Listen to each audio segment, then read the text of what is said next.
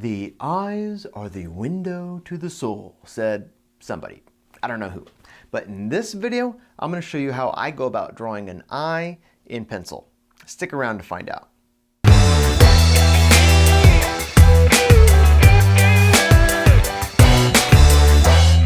Hey guys, Cody here with Fount Atelier, where I provide classical art training designed for the 21st century.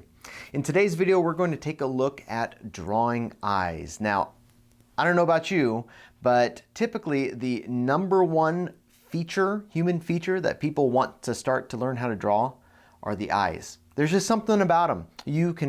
It's amazing when I do portrait work for clients, just how much personality and soul is wrapped up in someone's eyes. It's incredible. Now look, I'm going to be the first to admit I am no anatomical expert when it comes to eyes, but I think I might be able to show you a thing or two about how to capture an eye on paper with pencil. Let's take a look at the materials you'll need to do this. Now, as always, I've got these materials linked below in the description in case you want to grab them yourself. So I'm going to use 3 Generals pencils. So I've got a 4H, an HB, and a 2B, and this should be plenty for the amount of layering that I want to do.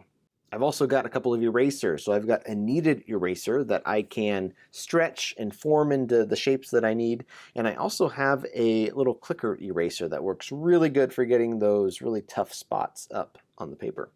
Speaking of paper, I'm using a Strathmore 400 series drawing paper. This is great stuff. It's inexpensive, and it's a really nice surface that's smooth and has just the right amount of tooth for our graphite. Finally, you're going to need a reference of some sort. Now, there's different ways you can go about doing this. If you want to practice an eye, you can simply do a Google search and look for images of eyes online.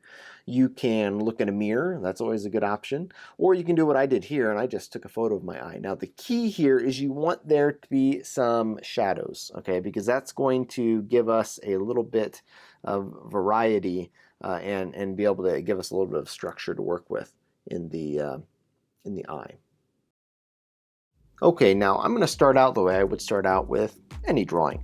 I'm going to go ahead and use my 4H, which is my hardest graphite pencil that I have, which is also going to make the lightest mark. And I'm going to go ahead and start to outline the big shapes here. I always tell all my students, the key to success, whether it be drawing or painting, one of the keys is to keep this general to specific mindset. You want to get all of the big shapes in accurately first before you start to focus on the minor details. Way too many times people will start with the details and then they find out everything's in the wrong spot. I really encourage you to also pay really close attention to the shapes that you're seeing and draw what you see, not what you think you see. So many times people will just draw a random almond or football shape for an eye. And a lot of times, yes, our eyes are close to that shape, but there are small differences and little subtleties that you really need to try and notice.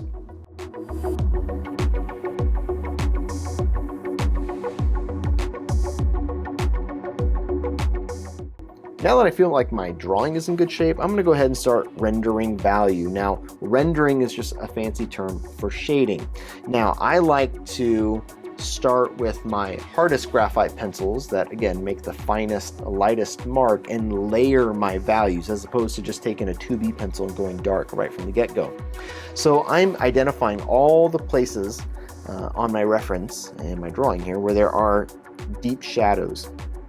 And so I'm going to go ahead and put a light layer of graphite throughout.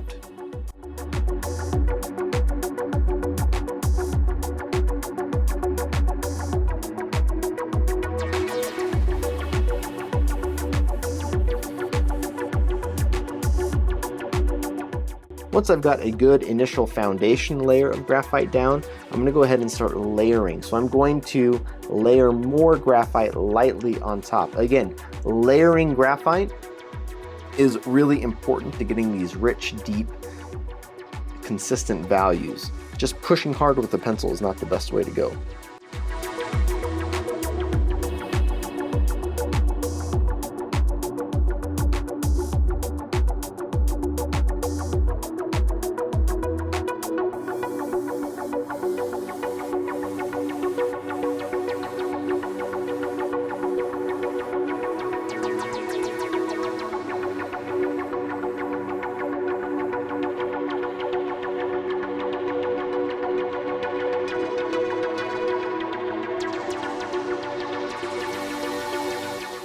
One of the things that I feel is really important when drawing eyes, or painting eyes for that matter, is that fold of the upper eyelid. When our eyes are open, our upper eyelids retract up, and we get this little crease or fold right above them.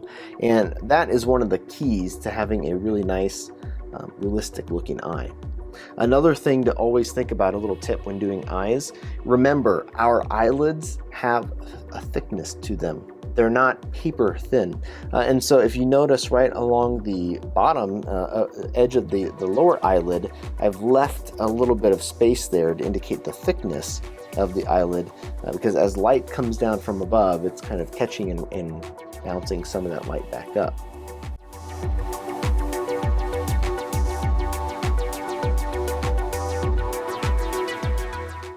Now as I go, I'm going to do what I refer to as penciling up. I'm going to, after a few initial layers of graphite, move on to an HB pencil, which is going to be a little bit softer than my 4H, and it's going to allow me to create some darker values. And then I'm going to pencil up from there to my 2B pencil and lay in some darker values yet. And then I might come back over the top with my 4H pencil to kind of fill in the gaps and smooth things out a little bit.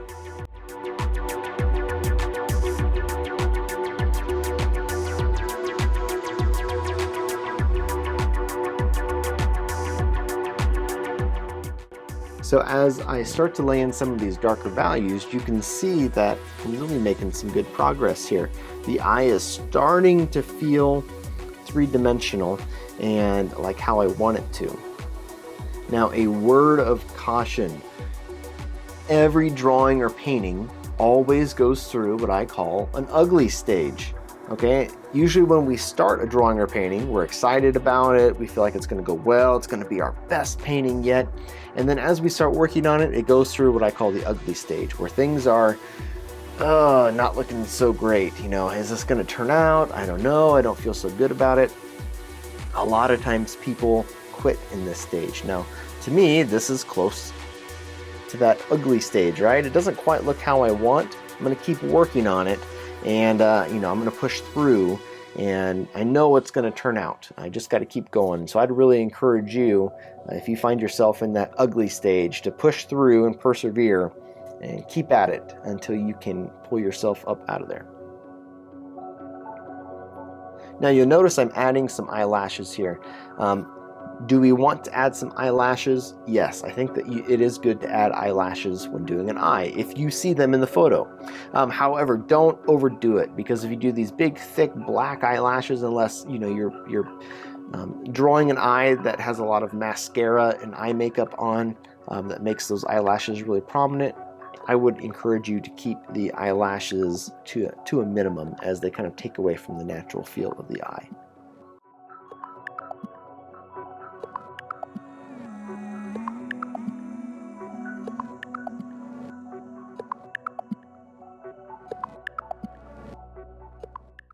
Now we have to remember, an eye is really just a spherical structure within our eye socket that our eyelids curl around. And so not only am I going to pay attention to the eye, but I want to pay attention to the areas around it to give it a good three-dimensional feel, which is why I was working on the area below the eye. And then the highlights on the eye. Our eyes are glossy because they're wet, and so we tend to get highlights. Again, this is an area that people tend to overdo, so I would really encourage you to not overdo it on the highlight. Really try to observe and see what's there, and use your eraser to pick those highlights out, but don't go crazy.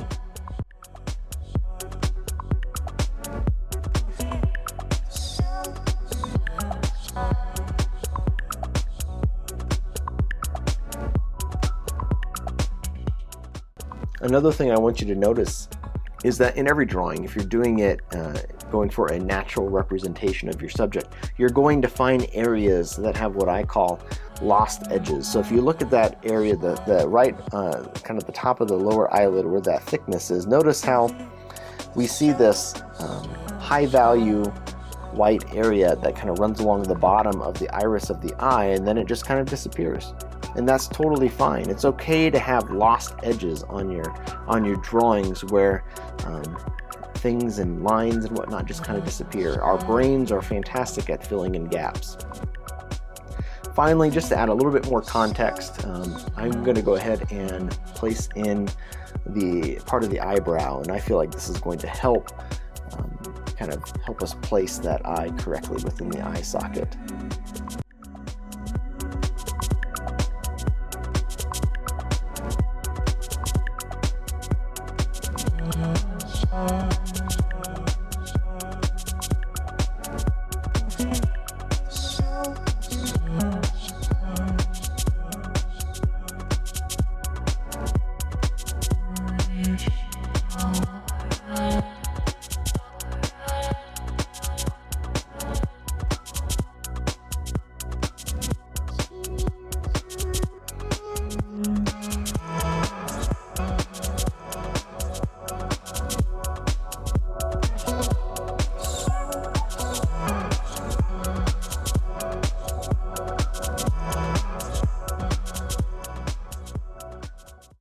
And there we have it. There's my little eye sketch. So in real time, that took me probably a little over an hour to do.